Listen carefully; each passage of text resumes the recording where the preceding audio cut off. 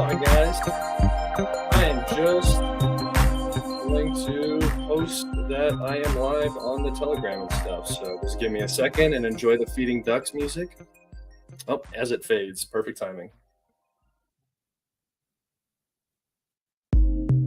There it is. Hopefully everybody's doing good today. We will get started here shortly. Just got to do my retweeting. Oh, man. Dono here. NATO quickly went from Ukraine is winning to Russia must not be allowed to win. Yeah, actually, we have an article. And I was going to say that exact same thing. So thank you for bringing that up. I hope everybody's doing good today. Just letting everybody kind of filter in. Hopefully everybody is doing good today. We got a lot to talk about. It's been a couple of days since I've done a podcast or a live. I have had a good amount going on in my life right now. So been busy, got stuff to take care of, life to take care of, but I'm back, at least temporarily, to do a live stream. Hello from Italy. Hello from America, good friend. I'm glad you could join us. Hello from Moscow. Hello from America. Again, I'm glad we got people from all over the world in here. It's pretty cool. All right. People are filtering in, and we will get into today's topics. We got a lot of map changes to go over. So we'll get watching from Ghana, man. We got people from all over. That's crazy. All right.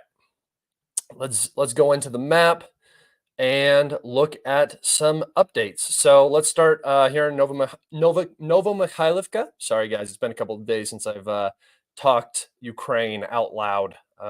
You get used to doing it over and over again, and then when you don't talk about it for a couple of days, it kind of fades away. So if I stumble over my words, give me a second. We had a Russian advance into this Dacha area over here. It's likely that the entire Dacha area has been captured, as this would be very difficult for the Ukrainians to hold. If it's not captured, it's in the gray zone. But the northern sector of Novomikhaylovka is almost completely captured at this point. We had further advancements through the settlement itself. The Ukrainians are not giving this town up. They are fighting for it like they fought for Marinka. They will not give up an inch, but they are being forced out because the Russians just have an extreme advantage in artillery, glide bombs, and actually the Ukrainians on this sector have a manpower advantage. They brought in a lot of reserves.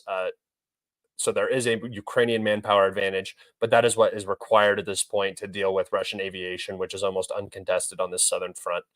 So pretty big advances to the fields to the north.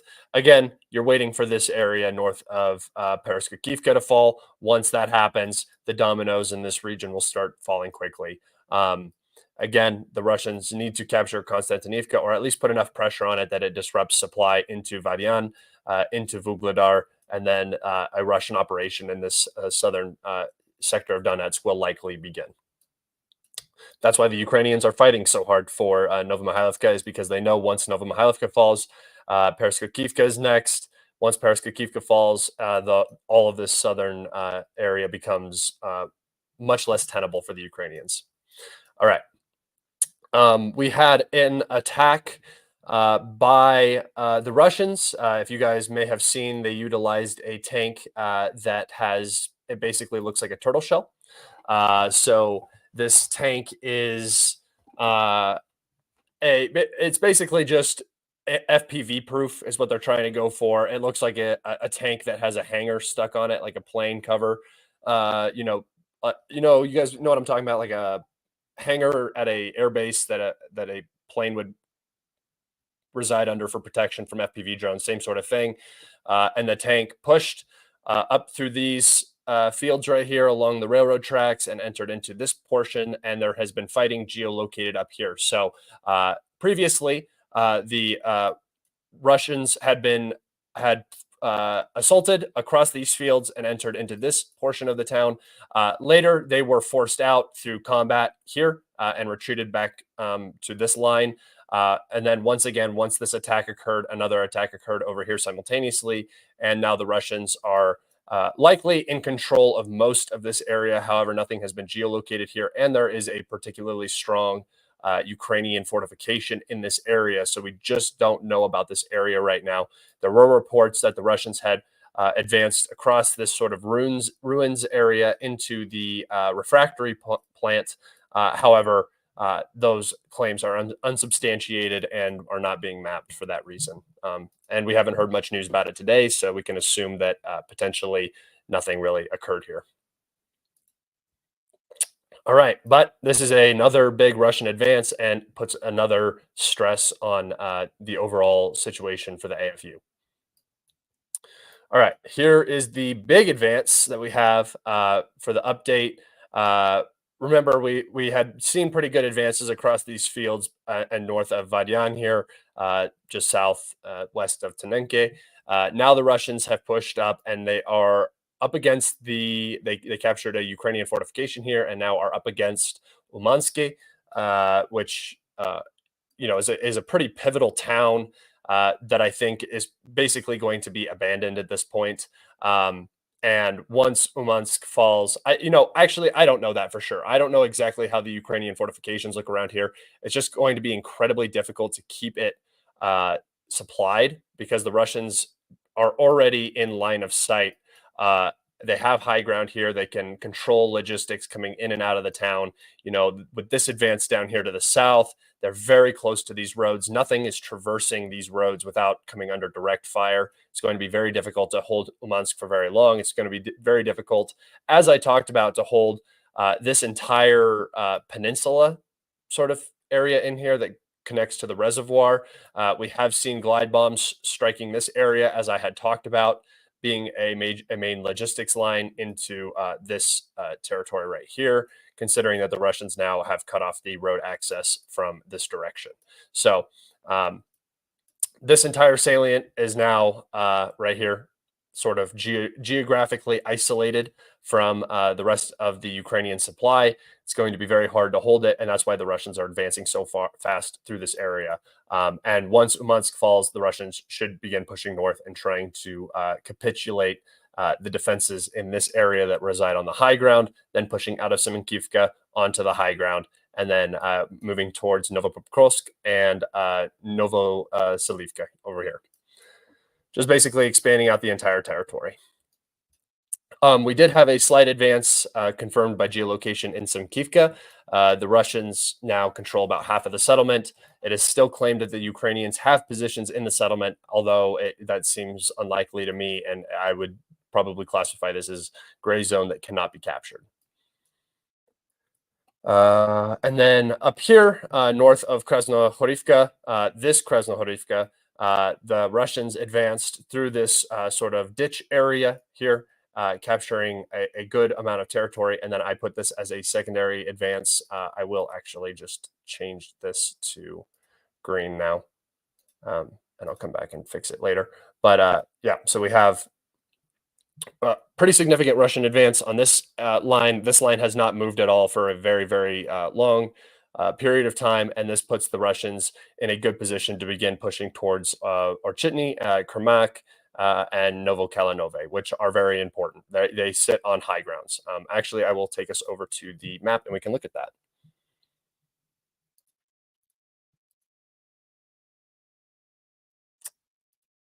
Topographical map.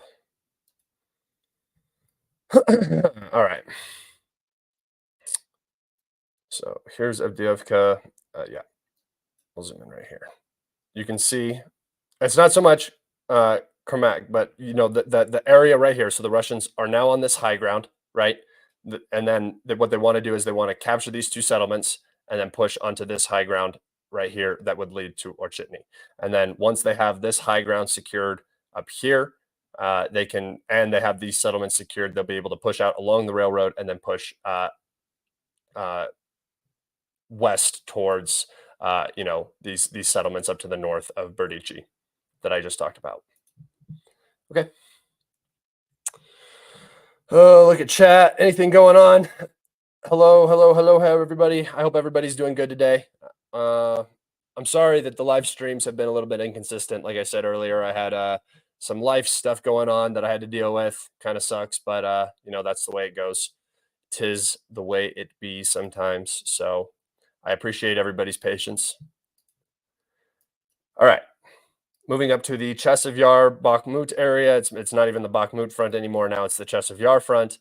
The Russians had confirmed advances into these houses here and have gained a foothold.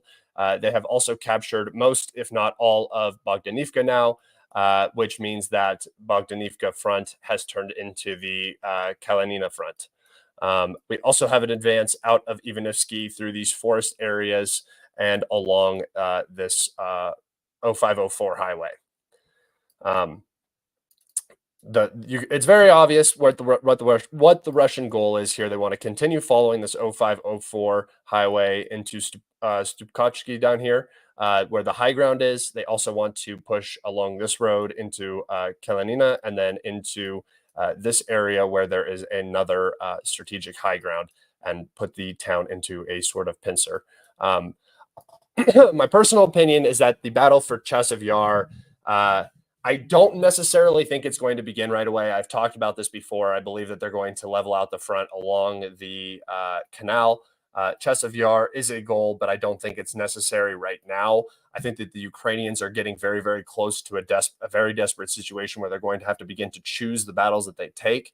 And I think that the Russians are not going to necessarily force the battle in this large urban conglomerate for as long as they can, while they can force it in areas where Ukrainian logistics and defenses are not as strong. It's much harder to attack these giant urban settlements. It's costly. Urban fighting is difficult, and if you can force these to capitulate without major battles, that would be the goal. So I believe that you'll see a cleanup of the Seversk salient before then.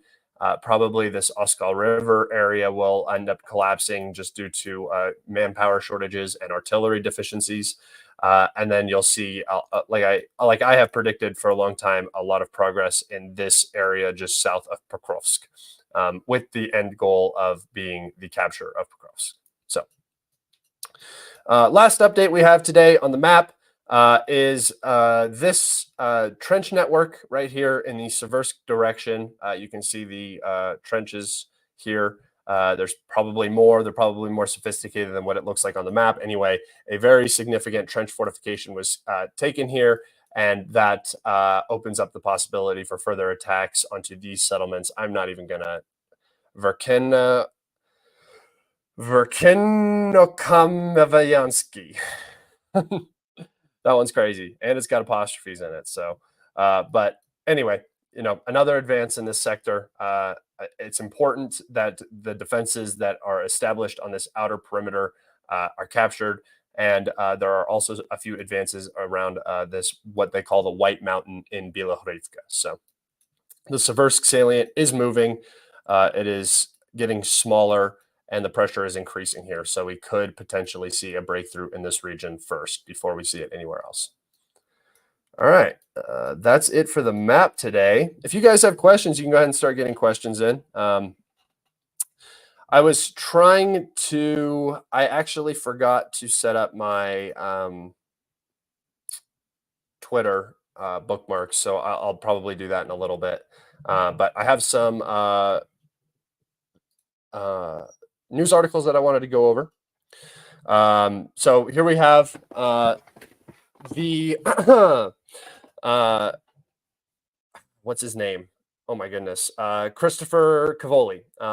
He was head of I believe European Command.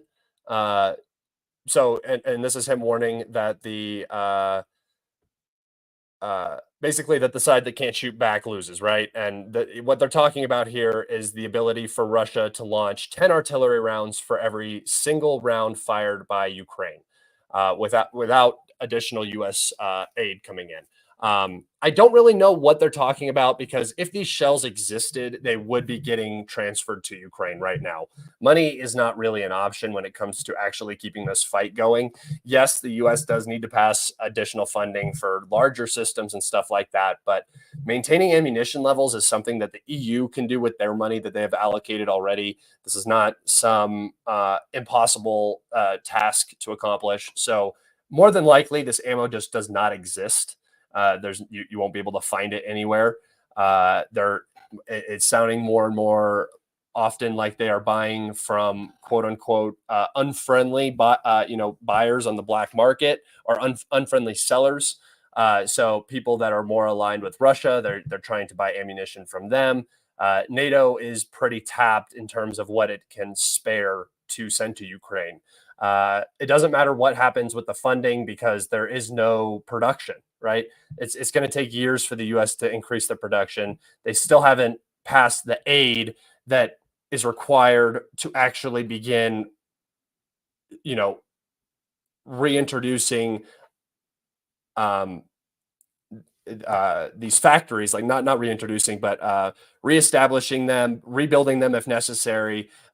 Creating the production for shells. It's not there for the U.S. So the money can come, but the money needs to be put into the U.S. military industrial complex, which a lot of it is, and that's going to take years to actually come online and begin benefiting Ukraine.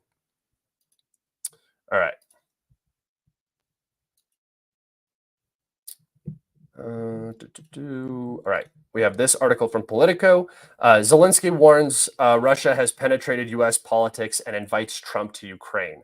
I thought this was interesting. It appears that Zelensky is now playing a different political game, where the Biden administration appears to be on the way out. It does not appear that the Biden administration is going to be able to win re-election under the current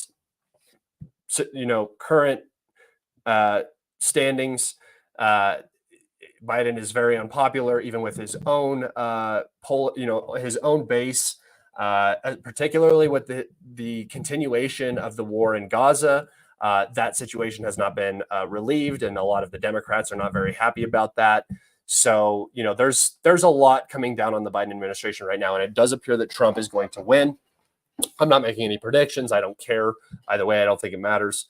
But obviously, if Zelensky is inviting Trump to Ukraine, he thinks that potentially Trump will be the person who's going to be in charge next, and the person who will or will not be assisting him in future battle, or negotiations or financial aid or whatever is set to happen. So this is a shift by Ukraine, an obvious one for obvious reasons, and it should say a lot about the overall situation and how desperate Zelensky is. Because Trump has basically not talked about supporting Ukraine very much. He's kind of indifferent to it. I left my water. Oh well.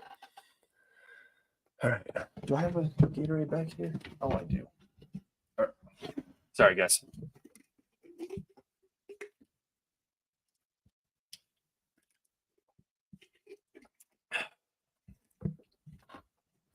Do you think that Seversk can be a possible target for this year? Yeah, definitely, especially if it's going to take a while for mobilization to hit. Ukraine is already suffering from massive reserve deficiencies. They can still move men around. They still have a lot of National Guard guys. They have what they call ghost soldiers, which are people who have bribed their way out of frontline jobs, and they're like guarding ammunition storage in Kiev region, or Lvov or Lutsk or something, very far away, working logistics, doing stuff like that. So there's still a manpower pool that can be pulled upon. But as you pull upon that pool, everything becomes weaker and more complicated in the rear. The troops at the front become less motivated and less trained, obviously, because you're losing your infantry. And the really big deficiency for the Ukrainians right now is not artillerymen, it's not tankers, it's infantrymen, like well-trained infantry. So I don't know how Ukraine plans to solve that. The mobilization bill just passed. which means they're going to forcibly conscript all convicts that are currently serving prison terms in Ukraine. Congratulations, you are now in the AFU. And they are also reducing the age, but I do not believe they have agreed upon a age reduction yet. Um, I heard talks about 25 to 27, but I don't think that that's going to play very well. That's not enough men. They need to go basically big or go home, and I do believe we'll see a drop to the recruitment age of probably not 18, but it could be 20 or 21. All right.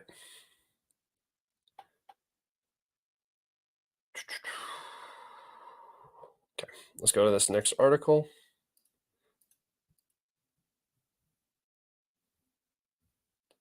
All right. Here we go. Ukraine. Ukraine will lose the war if the U.S. fails to approve aid. So this is what I meant by the desperation. Now we have Zelensky coming out and basically saying that if the aid does not come, if it is not passed, Ukraine will lose the war. So now we're getting away from Ukraine won't win very fast if we don't get the aid, or the battle will go much longer. Now it's, we are going to lose if you don't pass this. The consequences are going to be on your doorstep. We're going to start to see a lot more of this sort of blackmail talk, a lot of the threats. If we're not doing it, you're going to have to do it, sort of stuff. Even though the Russians aren't going to attack aren't going to attack NATO or anything like that. NATO knows it. Russia knows it. So this doesn't really, this is just trying to play on public opinion. Again, always playing the PR game, the good old Zelensky. And it's running out. It's not going to continue working. It can't continue working. It's just not going to happen. So getting a call. Sorry. All right. Got a question here. When will Putin realize the citizens also have the Russians in the West? Wait, when will Putin realize the citizens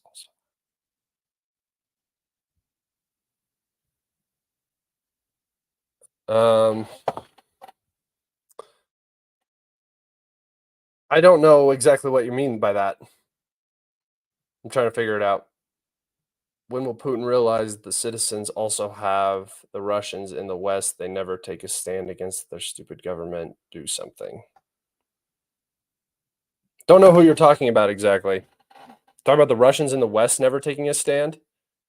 They don't. They're a very, very small minority. So even if they decided to take a stand, they wouldn't be doing much. All right.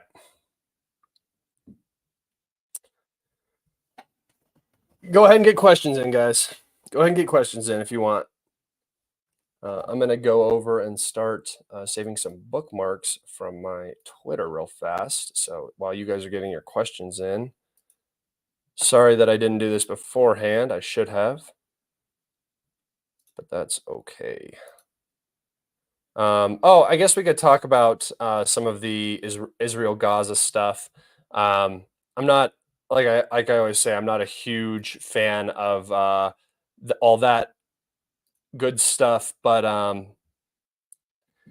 right now the Israelis are eagerly anticipating a Russian response, or I'm sorry, an Iranian response to their strike on the U.S. consulate. Or oh my goodness, I'm sorry, guys, scatterbrain.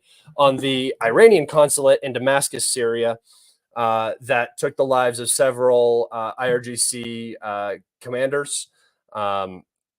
I believe the commander of the Syria group was killed, and several of his entourage.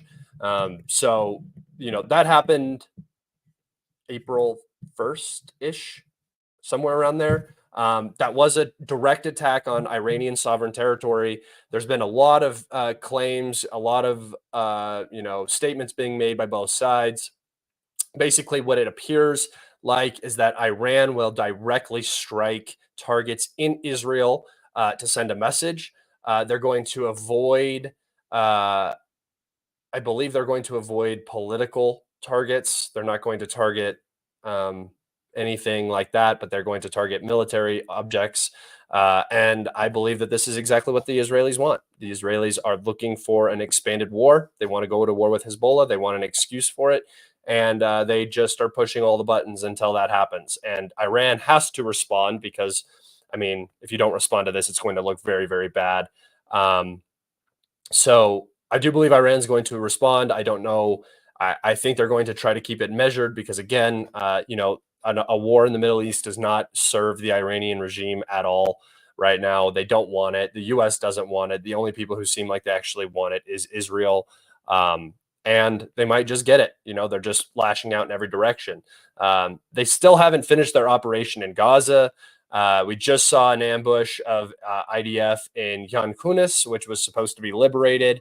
They actually just pulled one of their divisions or one of their brigades out of Khan Yunis, and they are preparing for the operation in Rafah, I believe. They're not even securing these areas. There's still fighting going on. There's still rockets being launched, and we're going on 6 months. The Israeli state is having a hard time coping with this, and especially with an expanded war. I think the gamble is that the U.S. will back Israel no matter what, and I think they're going to try to act upon that. And I believe it is a gamble because I don't know. I don't think that the relationship between Israel and the current administration is very strong, to say the least. Bibi and Biden. So I just don't know what the outcome will be, but I don't doubt that the U.S. will support Israel in whatever they decide to do. So they haven't stopped to this point. Thoughts on the Ukrainian Lancet clone?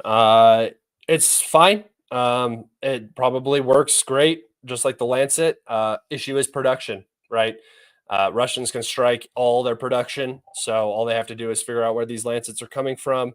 And there's not going to nearly be as much production of them as the Russians have, so they're just kind of, it's cool that they have them. It'll be something that the Russians are going to have to learn to deal with on the battlefield, but it's weird to make a clone of something that your enemy already has because they're going to already kind of know how to deal with it. They already know its weaknesses. They use them all day, so they know what works against them, what doesn't, what they're good for. So it kind of makes dealing with them a little bit easier. I just think there's not going to be enough to really affect the battlefield.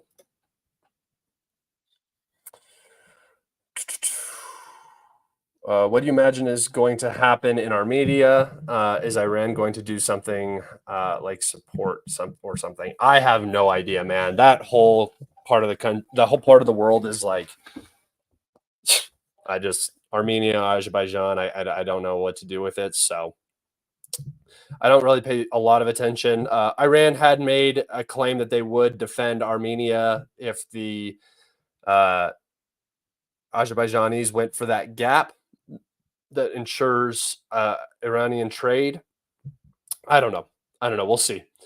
I don't think the Iranian regime is really in a very big position to be projecting power right now. They still need time. They still need to play a more subversive and more political game than an actual military one.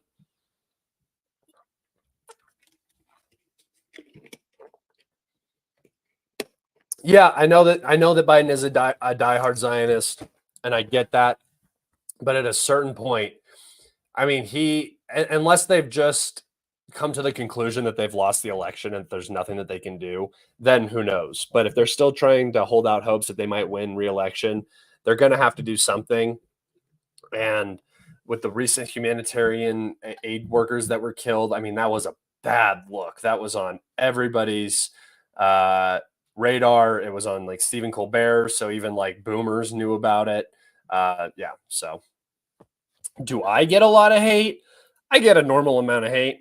I mean, I talk a lot of shit, so I feel like I get it good enough. I mean, I have thick skin. I don't give a shit what anybody else's opinion is of me at all. I literally do not care. So, yeah, I get hate, but hate that's all it is. It's just hate. And you know why they're hating? Because I'm doing something right. If I was an idiot who was doing everything wrong and didn't have an impact on anything, none of you would care, right? That's what you have to understand is that I am doing something right. I'm doing something. I'm making an impact, and whoever, and if you don't like me, you know that impact that I'm making is doing something. That's why you're here. I don't have people wasting their lives following me around and commenting on my shit because I'm, you know, wrong all the time, right?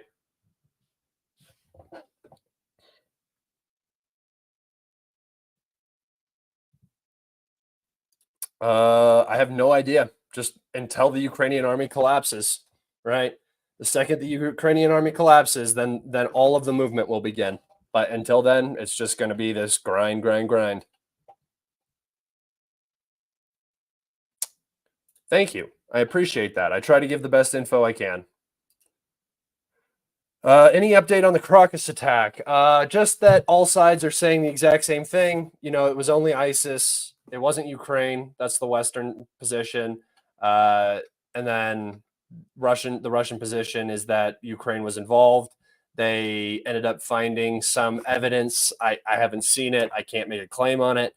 That the company that Hunter Biden was involved with was actually part of the trace back to the crypto that was given to these guys to commit this attack. I don't know. I'm not. Like I said the whole time, it doesn't matter what happened. It happened, and every side is going to use it the way that they want to use it. So it doesn't really matter what the truth is.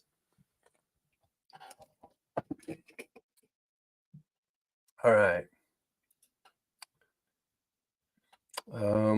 Question. What do you think the deal is with the armadillo? Yeah, that's what I was actually going to show you guys. I can actually take us over to the Twitter, the Twitters. But yeah. Oh, here it is. Okay. I will. So if you guys didn't know, the Russians began using this tank, which kind of gained popularity because of its individual look, the turtle tank. So obviously you can see the barrel. It's just a T-72 wrapped basically in what looks kind of like a hanger. And all this is trying to do is detonate the RPG warhead of an FPV drone before it hits the actual outside of the tank. So the penetrator goes through this and then opens up and then doesn't actually penetrate the tank itself. The attack was successful, as we saw on the map. It does appear that this tank made it home. And yeah, so you gotta figure out a way to get around the FPVs, right? That they're there. That's what's supporting the Ukrainian defense right now because they don't have the artillery, so it's not artillery. It's and that doesn't mean that artillery is completely absent on the battlefield.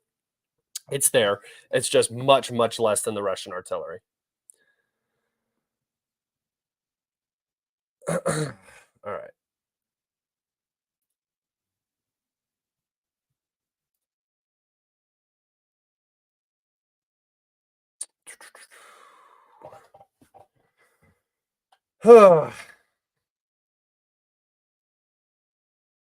If you guys have any more questions, go ahead and get them in quick. Get them in quick. But I might wrap it up here soon. I kind of got a headache. If any of you didn't know, I have a couple of family members currently who are going through cancer, and I was out of town this weekend, so I came back. And the reason why I didn't do a live stream yesterday or the day before was because one of my relatives has been diagnosed with stage 4 pancreatic cancer. That I'm okay. It's not like anything that is too much to deal with. But if I'm less active, that's why I'll be supporting them, and I'll be traveling out to see them soon. So uh, I hope everybody in their life doesn't have to deal with the really, really shitty stuff. And if you are dealing with the really, really shitty stuff, just know that there's other people going through the exact same thing. You're not alone. It sucks, but life goes on, man. And, you know, if you dwell on stuff or you let it get you into some sort of depression or anything like that, you know, you not only are you not helping the people that you need to help, but you're not helping yourself. And you know, a bad mental thought process can lead to a degenerative state of your well-being, right? You'll get sick, you'll get depressed, you'll get down. So you just got to keep riding high. And I really do hope that if anybody is having any of those issues, that you always know that you can come talk to me if you need somebody to talk to.